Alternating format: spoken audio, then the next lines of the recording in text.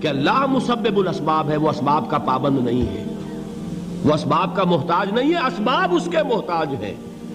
اگر یہ یقین ہے تو اللہ پر ایمان ہے، یہ نہیں ہے تو تمہارا ایمان اسباب پر ہے، وسائل پر ہے، ذرائع پر ہے، مادیات پر ہے، اللہ پر نہیں۔ اس وقت کہاں راستہ تھا؟ کوئی راستہ تھا؟ سمندر ہے اور ادھر سے لشکر آ گیا ہے۔ کلا ان معی ربی سیہدین۔ اب دیکھیے ایمان کہہ دینا آسان ہے، ہوا معکم اینما کنتم، جہاں کہیں بھی تم ہوتے ہو اللہ تمہارے ساتھ ہوتا ہے، لیکن اس کا یقین قائم ہو جائے تو زمین و آسمان کا فرق واقع ہو جائے۔ یہی بات ہوئی حضور کے ساتھ۔ غار ہے، چھپے ہوئے ہیں محمد الرسول اللہ اور آپ کے وہ یار غار ابو بکر صدیق رضی اللہ تعالی عنہ۔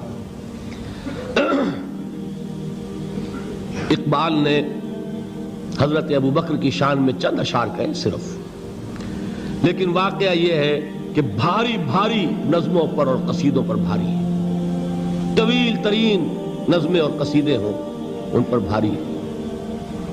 ہمت ابو بکر کی ہمت جو ہے، کشت ملت را جو ابر، جیسے بارش سے کھیتی اپجتی ہے، ابو بکر کی ہمت اور عزیمت اس امت کو اسی طرح سینچنے والی ہے۔ ثانیے اسلام و غار و بدر و قبر، وہ دوسرے تھے اسلام میں، دوسرے پہلے کون تھے؟ انا اول المومنین، حضور فرماتے ہیں سب سے پہلا ایمان لانے والا میں، دوسرے ابو بکر۔ ویسے ہمارے ہاں یہ چلتا ہے اختلاف، حضرت علی پہلے ہیں کہ حضرت ابو بکر پہلے ہیں، لیکن اس میں بڑی خوبصورت تطبیق قائم کی ہے علماء نے اور بہت صحیح ہے۔ چار کے بارے میں فیصلہ ہی مت کرو کہ کون پہلے ہے، ان کی ایک عجیب تقسیم کر دی ہے۔ آزاد مردوں میں، بالغ مردوں میں سب سے پہلے ابو بکر، بچوں میں سب سے پہلے علی، خواتین میں سب سے پہلے خدیجہ، اور غلاموں میں سب سے پہلے زید ابن حارثہ۔ بڑی پیاری تقسیم ہے، یہ چاروں ہی پہلے ہیں، ہر ایک کے لیے اولیت ہے۔ اور واقعہ یہ ہے کہ اگر زمانی اعتبار سے تعین ہوگا تو پہلے خدیجۃ الکبریٰ آئیں گی رضی اللہ تعالی عنہ۔ کسی اور سے بات کرنے کی نوبت بعد میں آ سکتی ہے، پہلے تو اہلیہ محترمہ سے بات ہوئی، آتے ہی پہلی وحی ہوئی ہے، ابھی تبلیغ کا حکم نہیں تھا۔ کس کو بتایا واقعہ؟ ابھی اپنی نبوت کی تبلیغ کا تو حکم ہی نہیں آیا۔ واقعہ کس کا ہے؟ وہ خدیجہ کا ہے۔ جب کہا ہے کہ خشیت علی نفسی، مجھے اپنی جان کا اندیشہ ہے، تو کیا جواب دیا خدیجہ نے رضی اللہ تعالی عنہا؟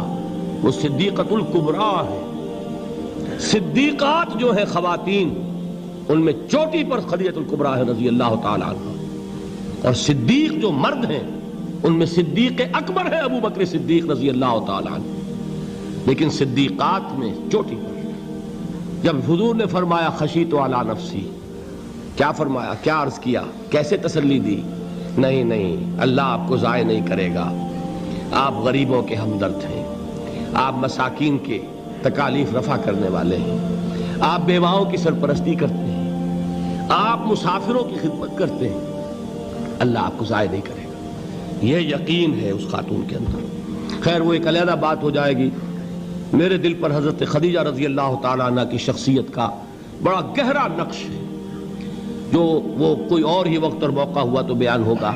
بہرحال اقبال نے ایک مصرے میں جو چار اولیتیں جمع کر دی ہیں، ہمتیں کشت امت را چو ابر، ثانی اسلام و غار و بدر و قبر۔ اسلام میں حضور کے بعد پہلے کون؟ ابو بکر۔ غار میں حضور کے ساتھ کون؟ ابو بکر۔ بدر کی رات اللہ کا رسول سربسجود، وہ جھاڑ، وہ گھاس پھوس کی جو جھوپڑی بنائی گئی تھی، اور وہاں تلوار ننگی لے کر پہرا دینے والا کون؟ ابو بکر۔ اور اس حجرہ عائشہ میں محمد کے بعد سب سے پہلے دفن ہونے والا کون؟ ابو بکر رضی اللہ تعالی عنہ وصلی اللہ علیہ وسلم۔ وہ جو معاملہ میں سنا رہا تھا غار ثور کا، حضرت ابو بکر بھی حضور کے خیال سے لرز گئے ہیں. آپ کو یاد ہوگا کہ جا کر پہلے تمام جتنے سوراخ تھے انہیں بند کیا ہے. ایک سوراخ رہ گیا تھا جس کو بند کرنے کے لیے کوئی کپڑا نہیں تھا. وہاں اپنی ایڑی رکھی ہے. تب کہا ہے حضور سے تشریف لائیے, اور اپنے زانو پر حضور کو لٹایا ہے. اور وہاں کسی موذی جانور نے کاٹا ہے. حضور کی آنکھ لگ گئی تھی. اس وقت اس بل کے اندر جو بھی بچھو ہے کیا ہے واللہ عالم, اس نے کاٹا ہے. اس کی تکلیف کی وجہ سے ابو بکر کی آنکھوں سے آنسو ٹپک گئے. حضور کے چہرے مبارک پر پڑے ہیں تو حضور جاگے ہیں, معاملہ کیا ہے. ایڑی نہیں ہٹائی وہاں سے, مبادا وہ جانور وہاں سے نکل کر محمد الرسول اللہ کو کوئی گزن پہنچا دے. ابو بکر کی ایڑی ہے, جس طرح چاہے کھا لے, ختم کر دے, جان نکل جائے تب کوئی آنچ آئے محمد پر تو آئے, لیکن جیتے جی نہیں. وہ ہے ابو بکر حضور کے خیال سے. اس وقت حضور نے پھر اپنا لعاب دہن لگایا ہے, اور اس سے پھر آپ کی تکلیف ختم ہوئی.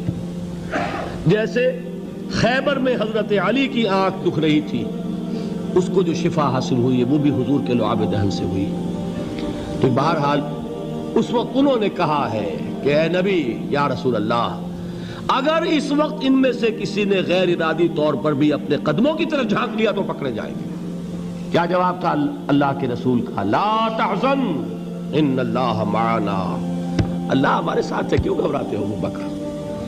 یہ ہے ایمان باللہ, میرا مالک اللہ, میرا رازق اللہ, میرا محافظ اللہ, میرا مددگار اللہ, میرا پشت پناہ اللہ, میرا دوست اللہ.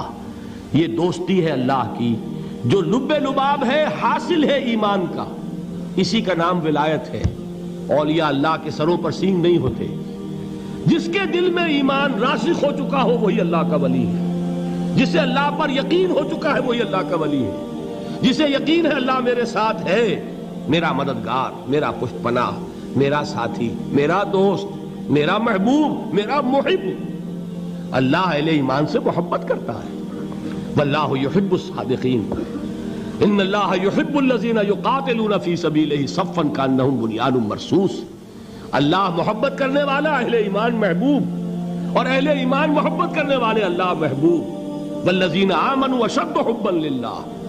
آپ تصور کیجئے جسے یہ رشتہ ایمان یا رشتہ ولایت حاصل ہو جائے, الا ان اولیاء اللہ لا خوف علیہم ولا هم یحزنون. آگاہ ہو جاؤ, اللہ کے دوستوں کے لیے نہ کوئی خوف ہے نہ کوئی حزن ہے.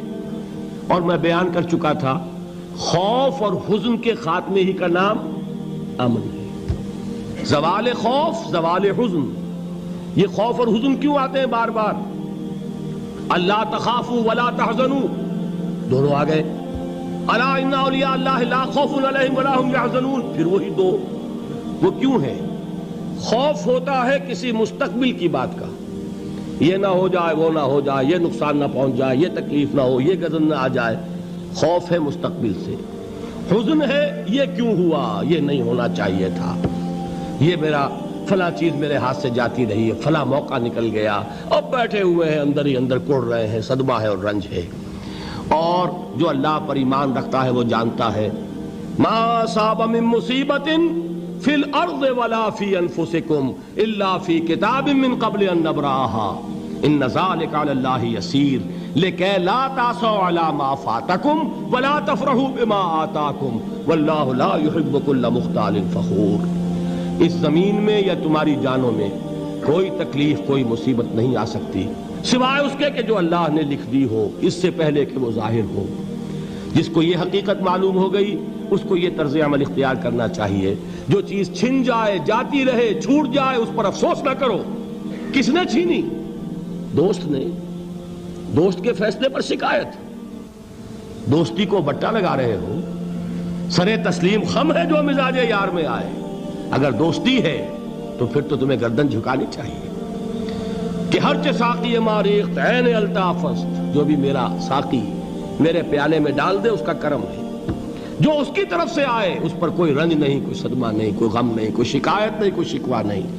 اور جو ہوگا وہ اس کے اذن کے بغیر نہیں ہوگا, اور اس کا اذن ہوگا تو یقیناً میرے لیے خیر ہی خیر ہے, چاہے وہ ناگوار شے ہو, بظاہر مجھے اچھی نہ لگ رہی ہو، میری شارٹ سائٹڈنس میں مجھے وہ نظر آ رہی ہے کہ میرے لیے بری ہے، لیکن قرآن نے کہا ہے عسیٰ ان تکرہوا شیئا وہو خیر لکم وعسیٰ ان تحبوا شیئا وہو شر لکم واللہ یعلم وانتم لا تعلمون۔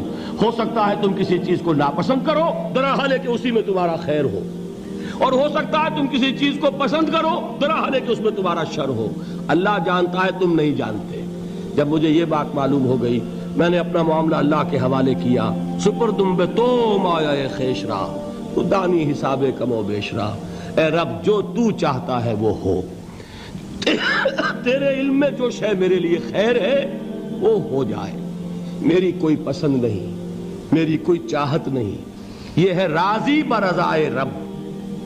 اکبر الہ آبادی نے اسے کہا ہے رضائے حق پہ راضی رہ، یہ حرف آرزو کیسا، خدا خالق، خدا مالک، خدا کا حکم تو کیسا۔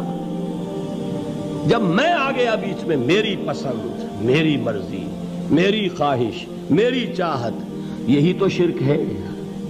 ما شاء اللہ کان وما لم یشاء لم یکن، جو اللہ نے چاہا وہ ہوا، جو اس نے نہیں چاہا نہیں ہوا، اختیار اس کا ہے، میرا تو نہیں۔ رضائے حق پہ راضی رہ، یہ حرف آرزو کیسا، خدا خالق، خدا مالک، خدا کا حکم تو کیسا۔ اقبال نے اسے کہا ہے فارسی میں، اب آپ کہیں اس کا ترجمہ بھی کرو تو وہ مجھے ذرا اس وقت کچھ بہت ہی بدذوقی کسی بات نظر آئے گی۔ جائیے پوچھئے کسی سے جسے فارسی آتی ہو، بروں کشید ز پیچا کے ہست و بود مرا، چے اقدہا کے مقام رضا کشود مرا۔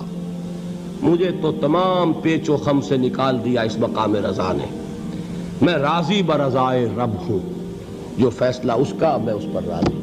تو کہاں کا حزن اور کس کا خوف، یہی زوال حزن اور زوال خوف، یہی ہے امن، یہ نتیجہ ہے ایمان کا۔